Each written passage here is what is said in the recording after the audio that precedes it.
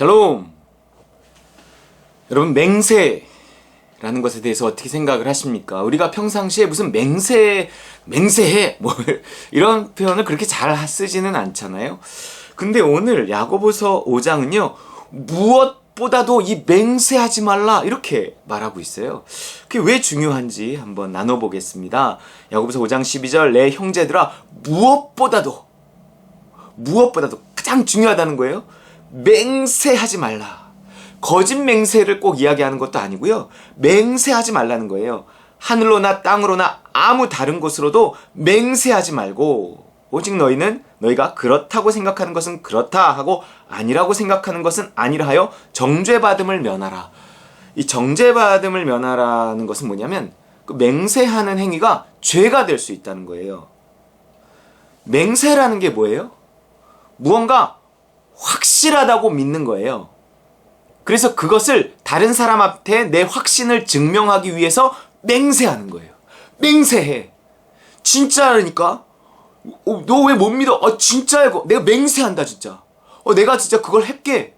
근데 진짜 맹세해. 이러는 거예요. 이 맹세에는 자기 자신에 대한 어떤 믿음이 들어있는 거예요. 그러니까 나를 기초로 사는 사람이 나라는 그 기초에 대해서 이렇게 확신을 갖는 거예요. 나는 그걸 할 수 있어. 내가 아는 그 사실을 아주 확실해. 내가 아주 나에 대해서 아주 이게 신뢰하는 거죠. 무엇보다도 그렇게 하지 말라는 거예요. 나를 신뢰하면 안 됩니다. 그 기초에 나를 딱 깔아놓고 그 나를 신뢰하면서 하는 말들, 약속들, 그런 것들이 전부 맹세하고 이렇게 연결이 되는 거예요. 이런 거죠. 뭐가 그렇게 확실한데? 맹세! 야, 네가 뭐가 그렇게 확실해?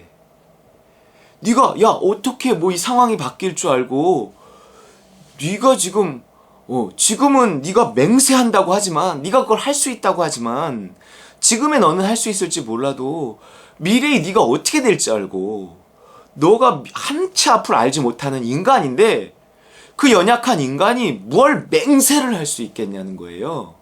아니 내일이 어떻게 될지 알고 내일 일을 너희가 알지 못하는도다 했는데 네가 어떻게 네가 아무리 지금은 건강하고 아무리 지금은 네가 능력이 있고 뭐 돈이 있고 뭐 네가 영리하고 그렇다 한들 뭐가 그렇게 확실해 갖고 맹세를 하느냐는 거죠. 진짜라니까 그거 진짜야. 내가 봤어. 확실해. 맹세해. 뭐가 그렇게 내가 본 게 그렇게 확실해요?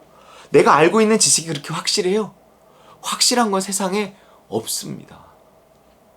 지금은 이 양자물리학의 시대란 말이에요. 뭔가 양자물리학의 특징은요, 확실하지가 않다. 뭐 이런 거예요. 물론 어떤 뉴턴의 물리학은 확실하죠. 뭐 속도와 뭐 방향을 알면 뭐 이게 얼마가 지나면 어디에 있을 거라는 것이 아직 확실하다. 뭐 이렇게 계산을 할 수 있지만 그 계산을 하고 예측을 할 수 있는 그 시대는 지났다라고 하든지 아니면 원래 그런 시대는 없었다? 지금 양자물리학이 지배하는 시대인데 이 양자물리학의 특징은 잘 모르겠다. 안다고 누군가 말하면 그것은 거짓말이다. 뭐 이렇게 말한다는 말이에요. 맹세라는 것이 뭔가 확실하다는 건데 확실한 건 없다는 거예요. 확실한 건. 나를 기초로 적어도 살아가는 사람에게 있어서 확실하다, 맹세할 수 있다 라고 하는 건 없다라는 사실을 우리가 인정해야 되는 거예요. 우리는 그 어떤 것도 맹세할 수 없어. 내가 아는 지식이 확실하지도 않고요.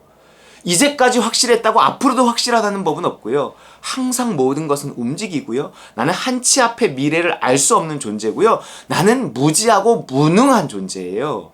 그러니까 나라는 기초로 살아갈 수 없어요. 나를 기초로 살아갈 수 없기 때문에 나를 기초로 살아가는 사람이 어떤 걸 맹세할 수는 없다는 거예요. 확실하지 않거든요. 무언가 보장하고 보증할 수 없어요. 나는 연약한 인간인 뿐인데 무지하고 무능한데 어떻게 내가 무언가를 보증하고 무언가를 약속하고 무언가를 맹세할 수 있냐는 거죠. 기본적인 전제가 나의 어떤 연약함을 인정해야 된다. 그래서 함부로 맹세하는 행위, 그런 것들을 하면 안 된다. 단순히 맹세 자체에 문제가 있다기보다 그렇게 나를 기초로 나를 확실히 믿고 살아가는 삶, 그런 삶은 안 된다는 거예요. 나는 믿을만하지 않다는 거예요. 지푸라기 같은 나를 붙잡고 뭐 하겠다는 거예요. 절대 나를, 무엇보다도 나를 믿고 살아가지 말라. 어떤 이런 말일 수도 있는 것입니다. 자, 그러면 우리는 이렇게 생각할 수 있어요. 그러면 그냥 단순히 미래를 알 수 없는 건가요?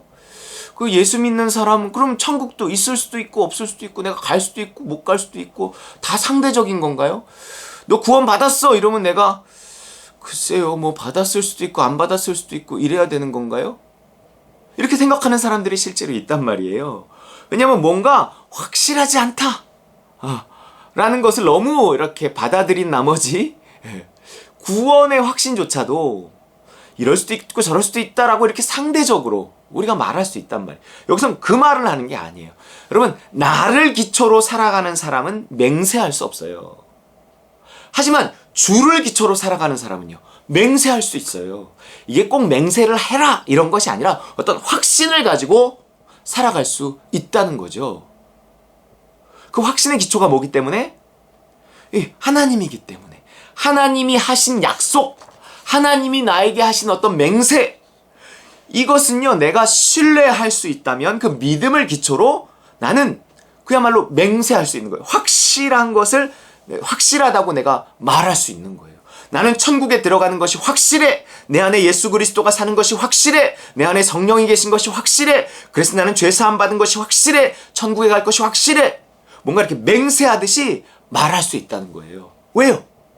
그것은 주라는 기초가 있기 때문에 그런 것입니다. 여러분, 마가복음 11장 24절에 이런 말씀이 있어요. 예수님 말씀. 그러므로 내가 너희에게 말하노니 무엇이든지 기도하고 구하는 것은 받은 줄로 믿으라.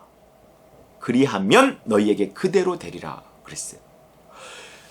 내가 기도하고 구한 것은 무엇이든지 무엇이 상관없어. 기도하고 구한 것은 받은 줄로 믿으래요. 그리하면 너희에게 그대로 되리라. 어떻게 하면? 믿으면, 내가 구한 것에 대해서 믿으면, 다시 말해서 믿음으로 구했다면, 그리고 그 믿음을 네가 유지할 수 있다면 그것은 반드시 이루어지는 하나의 어떤 하나님의 맹세 같은 게 되는 거예요. 나는 맹세할 수 있는 존재가 아니에요. 하지만 하나님은 나에게 맹세할 수 있어요. 하나님이 나에게 믿음을 주신다는 것은요, 그 일이 이루어질 것이라는 것에 대한 하나님의 맹세 같은 거예요. 그렇기 때문에 나는 그 하나님의 맹세, 반드시 넌 그렇게 될 거야. 내가 너를 천국에 꼭 넣을 거야. 내가 너에게 그 소망 이루어 줄 거야. 그 소원 이루어 줄 거야. 하는 어떤 하나님의 맹세에 대해서 내가 믿었어. 그것은요, 내 맹세가 아니라 하나님의 맹세이기 때문에 그것은 확실히 이루어지는 거예요. 단 어떤 전제로? 그것을 믿는 전제로, 또 그 믿음을 지키는 전제로 너희에게 그리하면 너희에게 그대로 되리라 하는 거예요. 그러면 나는 이런 믿음을 어떻게 가질 수 있을까요? 하나님과의 좋은 관계 속에서 가질 수 있어요. 그것은 어떤 하나님의 맹세고 하나님의 약속이기 때문에 내가 어떤 것이 이루어질 것이다, 반드시 그렇게 될 것이다 하는 어떤 하나님의 맹세, 내가 그 하나님의 맹세를 믿고 나도 그렇게 되길 원합니다 라고 하나님께 기도하는 거예요. 이 상호 합의가 된 거죠. 뜻이 이미 이루어진 것에 대해서 하나님 나에게 믿음을 주셨어. 그건 하나님의 맹세야. 그럼 나는 그 하나님의 맹세를 듣고 믿습니다. 나도 그렇게 되기를 원합니다 하는 게 하나의 기도가 되는 거예요. 기도의 형태로 믿음으로 기도하는 거죠. 그럼 그 두 개가 만나서 반드시 이루어지고 성취되는 거예요. 근데 이 믿음은 하나님과의 좋은 관계 속에서 하나님 그 믿음도 주시고 내가 그 믿음을 갖고 기도도 할 수 있는 거예요. 그런데 이 믿음이 깨진다, 이 믿음이 흔들린다, 믿음이 흐려진다는 것이 뭐예요? 무언가 그때는 내가 믿음으로 기도했는데 내가 이 믿음을 지키지 못할 만큼 하나님과의 관계가 멀어지고 있는 상태가, 어떤 그 맹세와 하나님의 약속이 이루어져야 되는데 그 이루어지려고 하는 찰나에 내가 하나님과 멀어져서 믿음이 흐려졌어. 그러면 이것은 하나님이 그 맹세를 지킬 수도 그 기도를 이루어줄 수도 없어요. 왜냐하면 이것은요, 그렇게 좋은 관계일 때 하나의 선물이 되는 거지, 하나님과 멀어져서 그것을 줘? 그럼 이거 잘못하면 저주입니다. 예를 들어 하나님과 좋은 관계일 때 하나님 돈을 주신다고 약속했어, 예를 들어서. 근데 멀어지고 있어? 그 믿음이 흐려져? 그 상태에선 그 약속을 이루어질 수가 없는 거예요. 이 멀어지고 내가 상태가 안 좋은데 돈을 주셨어? 내가 이거 제대로 사용하지 못합니다. 하나님 뜻대로 사용하지 못하고 내가 행복해지는 데 사용하지 못합니다. 그러니까 하나님이 약속을 이루지 못하시는 거예요. 그러니까 끝까지 그걸 믿어야 돼요.